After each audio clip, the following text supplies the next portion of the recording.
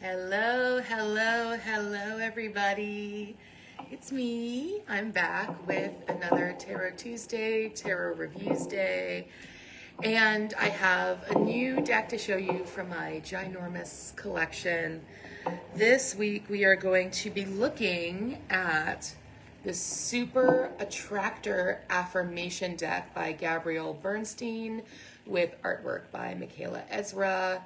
This is a handy dandy. She's one of my top shelf decks, and I really like to use her a lot. She's very, very pretty deck. Very pretty deck. So Michaela Ezra's artwork, it's very, very pretty, very minimalist, like watercolors, probably a little bit of either drawing or digital finagling happening, but beautiful, minimalist. There's this lovely, suggestive splotchiness, even though like here we have like a really monochromatic palette, but there's this really gorgeous use of light because of where she's choosing to keep things bright and where she's choosing darker washes, like just really, really gorgeous. And like this one here, very minimalist. We have some beautiful drawing, right? So this is what's called an affirmation deck. And an affirmation deck is something that it's just like, so it's sort of like an oracle card in that it tells you kind of just straight up, this is the meaning of this card, right? But an affirmation deck is usually a bunch of cards that are saying something nice to you, like it's good to feel good, right? So I don't have too many affirmation decks in my collection because that's not the way that tarot is. It's not the way oracle cards is. We have to have shadow and light together. And sometimes oracle decks can be so happy and so light that there's no room for darkness. There's no space for the dark. And it kind of feels like, that friend that is maybe sort of blowing some smoke up your butt because they only say positive things. And I know that I can be that friend. I'm definitely the cheerleader friend in a lot of my friend circles, but I can also I've definitely been known to have, my own opinions from time to time, right? So I am definitely not all, sugar floss and dandelions. But I try to be the cheerleader friend. And I feel like that this deck has a lot more balance to it. So this is based off of a book.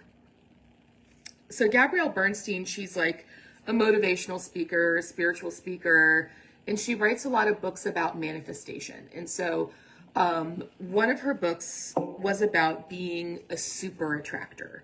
And for her, a super attractor is somebody who has a grasp on basically the law of attraction. They have a grasp of being able to balance visualization and positive thinking in the third dimension, in the real world, which can be very, very difficult. But it comes from understanding those things that when we're in times of crisis, when we're in times of darkness, nobody wants to hear that effing silver lining.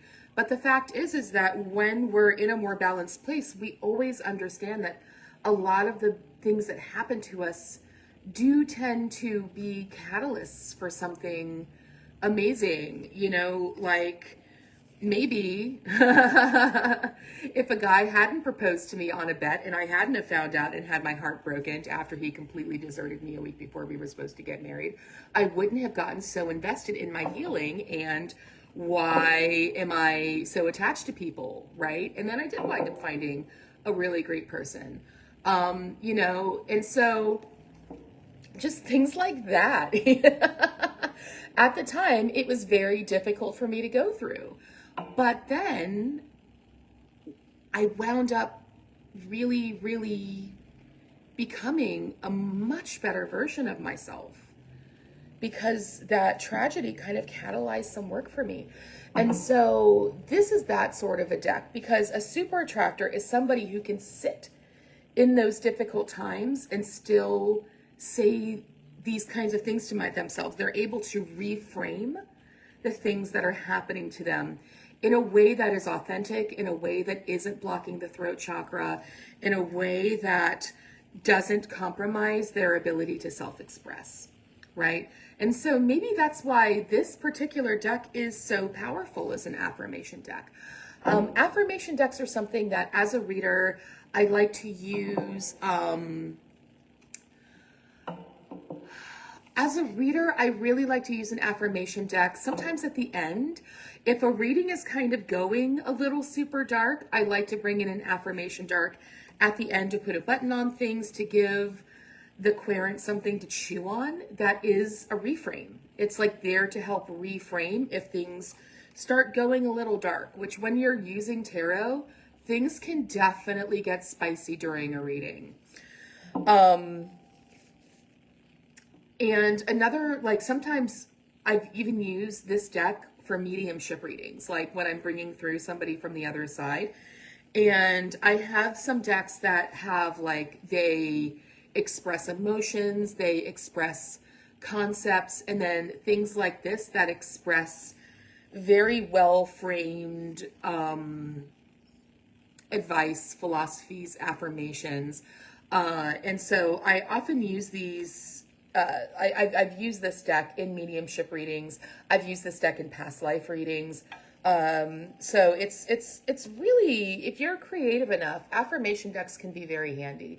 But really, they're just great as altar cards. Like, pick a card for the day and work with the affirmation, right? Especially if you are going through a time of heaviness, you might find that, you know, you're going to flip through, you're going to find just the right thing for you to maybe repeat to yourself throughout the day or during your meditation. So affirmation decks really can be very useful fellows, especially if you have an author like this who's coming through an intentionality of reframe helps us attract what we want and get what we don't want out of our field.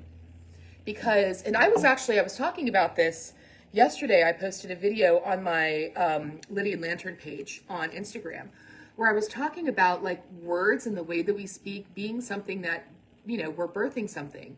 So that doesn't mean that we don't self-express. It doesn't mean that we're blocking our throat chakra and we're just like blowing smoke into the universe saying, ooh, happy, happy, happy gumdrops. No. That's not what we're doing. But when we're able to genuinely bring ourselves to a place where we can say the healthy thing, the positive thing, the I believe statement, the I am statement, that this thing is possible for me statement, right? Real magic can happen, right? And so it's really just all about understanding what manifestation is, understanding that we are inherently the creators of our reality, which seems crazy because all kinds of things seem to be happening to us, right? And sometimes things happen to us, but most of the time things are happening for us, and learning to see. And for some reason, I need to point out this cardinal here to somebody, like when I'm saying sometimes things are happening for us. Like cardinals, I know, like classic sign, get more creative, but honestly, I just felt that ping. So if this cardinal means something to you, whatever's happening is happening for you. And a little feather right behind it to kind of nail that in. So let's go ahead and give her a little shuffle-roo and see what kind of message that we're getting from this gorgeous. Ooh, some of the cards got all wonky and twisty as I laid them down. All right, there she is, nice and orderly now. Let's give her a little shuffle-roo and see what we get from, ooh, she was a bit of a leaper, from our affirmation deck. As soon as I choose to see the light in the dark corners, I redirect my power toward what I want. And that's exactly what we had just been talking about literally this entire time. So things happen in our lives because we learn through contrast. We learn through opposing forces because we learn by learning to balance them, right? And so that's again why I really like this deck, because the dark corners in our lives, They're very, very, very real. But if there's one thing that I know from, that my good friend Leonardo, not DiCaprio, Da Vinci has taught us, is that darkness is simply the absence of light. That the light gives us the information about the color, right? About what's there, the object, right? Darkness is just the places where the light has been obstructed. And that can be taken care of, right? But sometimes it's fine to have a little bit of shadow because that gives us, like in a painting, that gives us texture. That gives us something to look at. Otherwise, things are a bit flat, right? So as soon as I choose to see the light in dark corners, I redirect my power toward what I want. So if we're focused on the dark, we're focused on that dark corner, and all we can see is the darkness, we can't see what we want because we are getting in the way of the light. We're not allowing, and I don't mean this to like victim blame or anything like this, but it's sometimes just a simple fact that sometimes people, they just sit and they stare at the dark corner and they're like, where's the light? I don't see it, but they're standing in front of the candle, right? Just sometimes you need to shift around and change the perspective and reframe. And I know that that can sound super lame. I know that that can be super unhelpful to people who are really, really in the thick of it. But the fact is that the light is there.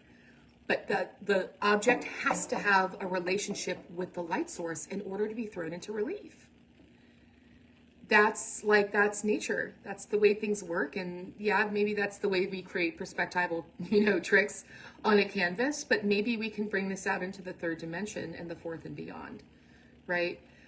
Because that's the redirection of our power. We have power. And when we make those little choices to bring in the light, to get out of the way of the candle, to try and see things a different way, we're redirecting our power because our thoughts, our voices, our actions, our choices, all of these are bringing in a frequency into our lives. And we have the power to change whatever's around us. Everybody else, they have free will. So they're going to disappoint you. They're going to make bad choices, right? Like, we can't control what other people do. And so sometimes we're in the path of someone who is doing something wrong, who is making bad choices. We have the power to shape our own reality. So maybe that person or that situation needs to vibrate out of our field somehow. And very often when we begin to redirect our own power, a lot of those people and influences kind of fall away.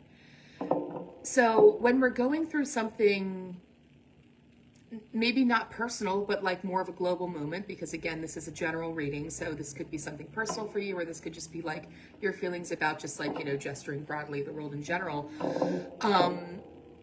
Understand that locally to you, you have the power to shape how you respond, how you act, who you help, how you heal, so that you can do whatever your corner of the work might happen to be, right?